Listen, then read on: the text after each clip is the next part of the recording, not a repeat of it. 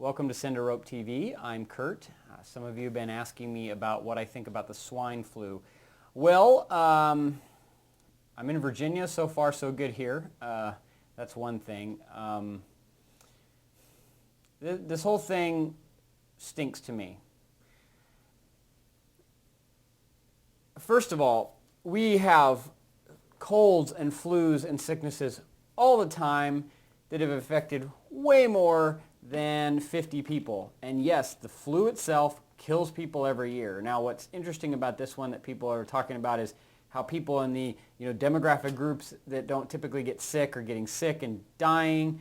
That's some concern. Now, if you haven't known, this apparently the swine flu is almost identical to the Spanish flu, which in the early part of the 1918 around there, killed some 500,000 Americans. Now, we have a totally different medical system now, but at the same time, that's a lot of people, 500,000. Apparently, there was an Asian flu in 1957, which was very similar, that killed 70,000 people. So there is some cause for alarm, certainly, because if this thing gets out of control and there's actually a pandemic, plague, and we are overdue for one. We haven't had one globally or anywhere, for that matter, in quite some time. So they've been talking about bird flu, and now apparently this thing pops up. What I find odd about this is this thing's nowhere on the radar for ever. And then all of a sudden, boom, it takes off, and it starts in one city and spreads like crazy. What I find insulting is that the border's still open, that we're still letting people come in here without any kind of check or anything. Oh, my camera just kicked off. So that's kind of frustrating when I see that going on. And of course, the conspiracy theorist in me wonders why. Why leave the border open if we know there's this problem down there? I don't know. And I just think it's interesting that this is happening.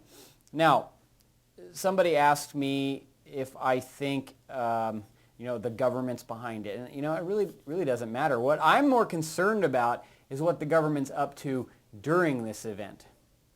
I just was checking out on GovTrack, I think it's .gov or .org, place that you can track bills, and I'm not seeing anything that they're up to, so I don't know. But usually when there's a big news item that takes up everyone's attention and that's all they talk about, usually they're up to something.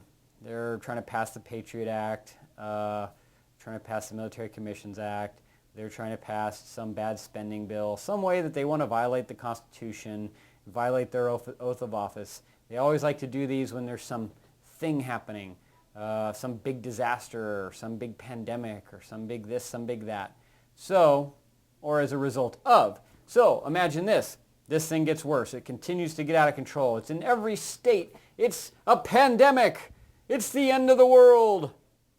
Well, then they can activate all the legislation that they've been putting in place since before Bush that we've all been saying. Now, I want to talk about something a little bit different here for a minute. I want to talk about Waco, and specifically the psychology behind Waco. Now, in Waco, the Branch Davidians down there, they had a mindset that it was the end of the world, the apocalypse was upon us almost, and so we need to stock up on guns because the government's going to come and get us. And then one day, the government comes knocking on their door. Now, they thought this was coming, and what happens? They shoot back, government shoots them, burns the place to the ground, a bunch of people die. But what I want to talk about is psychology. See, the government never seems to think that people think a certain way. So now we're all classified as terrorists because we don't like the violating of the Constitution. Some of us, like myself, don't like abortion. I'm a right-wing extremist. And I like guns, so they're feeding into my psychological mindset, which says the government's coming to get me, and so I find that interesting.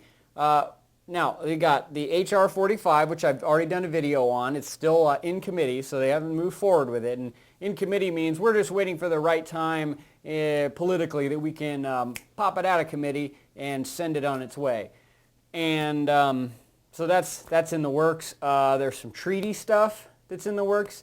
All these things bother me because they're all, there's not a society on earth that wasn't conquered ultimately by tyranny that didn't first take away the ability of its citizens to defend themselves. When Iran, the Shah, let's see, my timeline's a little messed up, but when Iran basically, the revolution happened, what did they do? Well, they went and rounded up, took all the guns away from private citizens. Why hasn't the Iranian people risen up since then? They don't have any guns, and even if they wanted to, they couldn't rise up now with what? Baseball bats? Clubs? Come on. So, what I'm getting at here is there's a psychology behind everything. We've got a large portion of, well, all of my subscribers and people out there thinking the government wants to do who knows what to us. They want to impose tyranny. They want to violate the Constitution. They want to take away my ammunition, take away my ability to make my own, and take away my guns. Okay, so we've got the violating the Constitution, the taking away my rights. So, we're not doing too good here. So the mindset of myself and others is the government's coming to get me, and they want to take away my guns. And when the government comes knocking, and they want to take away my guns, doesn't that kind of confirm my mindset and everything that I've said and everything you've said? And the government the people in power just don't understand that. Or maybe they do. But that's something that bothers me. I look around and I see everything that's going on. Bird flu, not so much. Honestly, I think this is a test. They're testing the waters to see how well our response is for epidemiological things.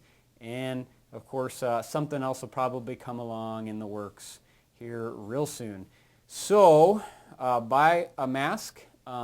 Continue to have a good supply of food and ammo if you can actually find it. Don't get that one economically. We've got an economy that's not doing so well, and you can't keep ammo on the shelves. Don't tell me they're actually ramping up. They haven't hired more people. They seem to just continue to produce the same sorry quantities. Now myself, I'm actually a shooter. I go out and shoot. And so I'm not shooting because I don't want to deplete the only ammo that I actually have. So I'm really hoping that some of that changes pretty soon. I'm still looking into reloading, and hope you all are doing good. Stay safe, and keep going.